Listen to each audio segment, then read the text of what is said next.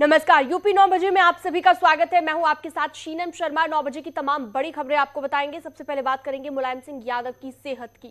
CRRT therapy से मुलायम सिंह यादव के creatinine level में थोड़ा सा सुधार आया है, मगर किडनी काम न करने की वजह से डॉक्टरों ने सीआरआरटी जारी रखने का फैसला किया है। Mulayam Singh Yadav life saving drug पर हैं और उनका हाई एंटीबायोटिक का कोर्स भी जारी है। मुलायम सिंह यादव की हालत अभी नाजुक बनी हुई है और उन्हें देखने के लिए, उनका हालचाल जानने के लिए डिप्टी सीएम ब्रजेश पाठक भी मेदांता पहुंचे हैं। तो नेताजी की हालत में अभी कोई सुधार नजर नहीं आ रहा है। अभी जो गंभीर हालत है वो स्थिर बनी हुई है। लाइफ सेविंग ड्रग पर उन्हें रखा गया है। सीआरआरटी थेरेपी से थोड़ा सा सुधार हम कह सकते हैं आया है, लेकिन लाइफ सेविंग ड्रग पर अभी भी है। हाई एंटीबायोटिक का कोर्स अभी भी चल रहा है और उनका हालचाल जानने के लिए लगातार लोगों के पहुंचने का भी सिलसिला जारी है मेदांता में, चाहे समाजवादी पार्टी के नेता हों, उनके परिवार के सदस्य हों। और थोड़ी ही देर में डिप्टी सीएम ब्रजेश पाठक जो पहुंचने वाले थे वो पहुंच भी गए हैं और डिप्टी सीएम ब्रजेश पाठक मेदांता पहुंच गए हैं उनका हालचाल जानने के लिए। लेकिन हालत अभी भी नाजुक बनी हुई है। जो जानकारी मिल रही है, जो खबर सूत्रों के हवाले से मिल रही है कि अभी हालत में कोई सुधार नजर नहीं आ रहा है। नेताजी अभी भी लाइफ सपोर्ट सिस्टम पर है। लाइफ सेविंग ड्रग उन्हें दी जा रही है। हाई एंटीबायोटिक का कोर्स उनका चल रहा है और उन्हें देखने के लिए, उनका हालचाल जानने के लिए उनके परिवार के जो लोग हैं वहां पर मौजूद ब्रजेश पाठक भी पहुंचे हैं। तो मुलायम सिंह यादव की हालत अभी नाजुक बनी हुई है और उनकी सेहत से जुड़ा ये बड़ा हेल्थ अपडेट हम आपको दे रहे हैं। तो सीआरआरटी थेरेपी से थोड़ा सा सुधार आया है, लेकिन लाइफ सेविंग ड्रग पर है मुलायम सिंह यादव। हाई एंटीबायोटिक का कोर्स भी जारी है। ब्रजेश पाठक मेदांता में पहुंचे हैं। तो हर अपडेट न्यूज़ 18 आपको बता रहा है सबसे पहले। और ये ब्रजेश पाठक जब पहुंचे वहां पर, उस दौरान की तस्वीर भी आपको हम दिखा रहे हैं। नेताजी की हालत में फिलहाल कोई सुधार नहीं है। लाइफ सेविंग ड्रग पर है। पवन गौर मेरे सहयोगी जुड़ गए हैं ज्यादा जानकारी के साथ लाइव। पवन, जो हेल्थ अपडेट है वो लेटेस्ट हेल्थ अपडेट क्या है वो भी बताइएगा, और साथ ही जो ब्रजेश पाठक पहुंचे हैं उनका हालचाल जानने के लिए क्या कुछ उन्होंने कहा है, क्योंकि मीडिया उनसे बातचीत करने की कोशिश कर रही थी। तो दूसरी तरफ और कौन कौन पहुंच सकता है आज मेदांता, इस बारे में भी जानकारी दीजिएगा।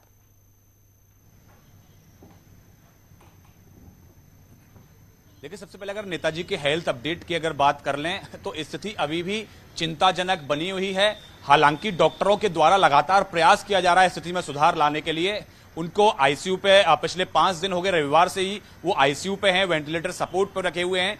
किडनी में इन्फेक्शन बहुत ज्यादा है, इसलिए हाई एंटीबायोटिक डोजेस का इस्तेमाल किया जा रहा है, लेकिन बहुत ज्यादा सुधार नहीं हो रहा है क्योंकि किडनी में इन्फेक्शन बहुत ज्यादा फैल गया है। इसके चलते यही जो मेन जो चिंता का कारण डॉक्टरों का यही है, क्योंकि डॉक्टर भरपूर कोशिश कर रहे हैं, चाहे वो मेदांता के डॉक्टर्स हों या उनके फैमिली डॉक्टर्स जो उनका रेगुलर ट्रीटमेंट लखनऊ में किया करते थे वो हों, वो भी यहाँ गुड़गांव आए हुए हैं और वो यहाँ लगातार डॉक्टर्स के संपर्क में हैं। तो तमाम जो डॉक्टर्स हैं, वो चाहे यहाँ मेदांता के एक्सपर्ट हों या उनके फैमिली डॉक्टर्स हों, वो आपस में कंसल्टेशन करके नेताजी का ट्रीटमेंट आगे बढ़ा रहे हैं। लेकिन उसके जो नेताजी का स्वास्थ्य है उसमें बहुत ज्यादा सुधार नहीं आ पा रहा है।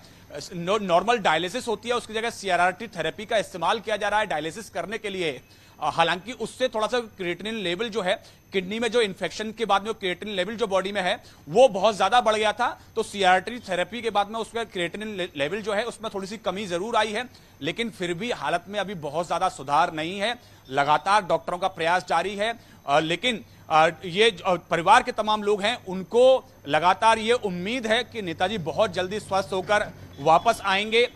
उसके अगर परिवार के लोगों की बात करें तो धर्मेंद्र यादव लगातार यहां बने होते हैं, अखिलेश यादव, शिवपाल यादव, रामगोपाल यादव वो लगातार दिल्ली में बने हुए हैं। अब से थोड़ी देर बाद वो भी मेदांता अस्पताल पहुंच जाएंगे। अब से थोड़ी देर पहले उत्तर प्रदेश के उप मुख्यमंत्री ब्रजेश पाठक यहां पहुंचे हैं और यहां नेताजी का हालचाल और स्वास्थ्य के बारे में जानकारी ले रहे हैं।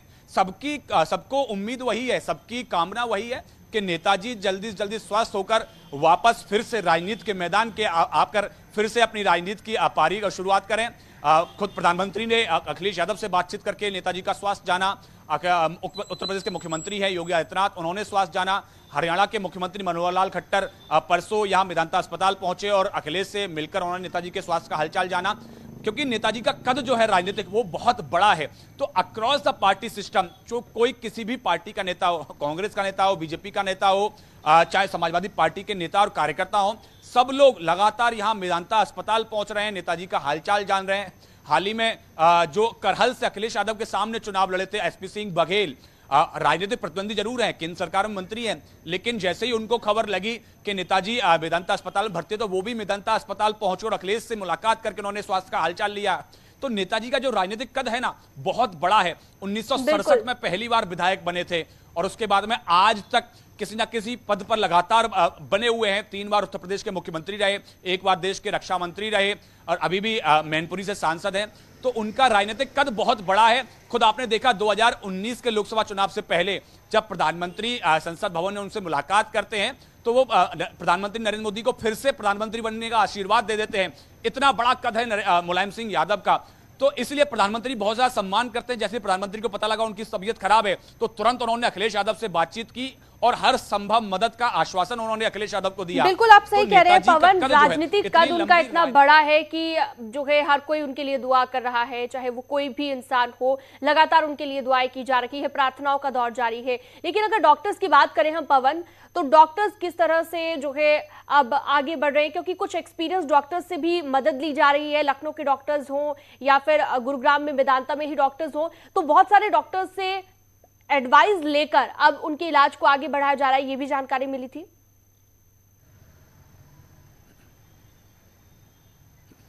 जी, जाहिर तौर पर जिस तरह से डॉक्टरों को जरूरत लग रही है, जिन डॉक्टर्स के जो एक्सपर्टाइज है जिन मामलों में, उनको शामिल करने की जरूरत लग रही है, तो वो नेताजी के ट्रीटमेंट में उनको शामिल कर रहे हैं।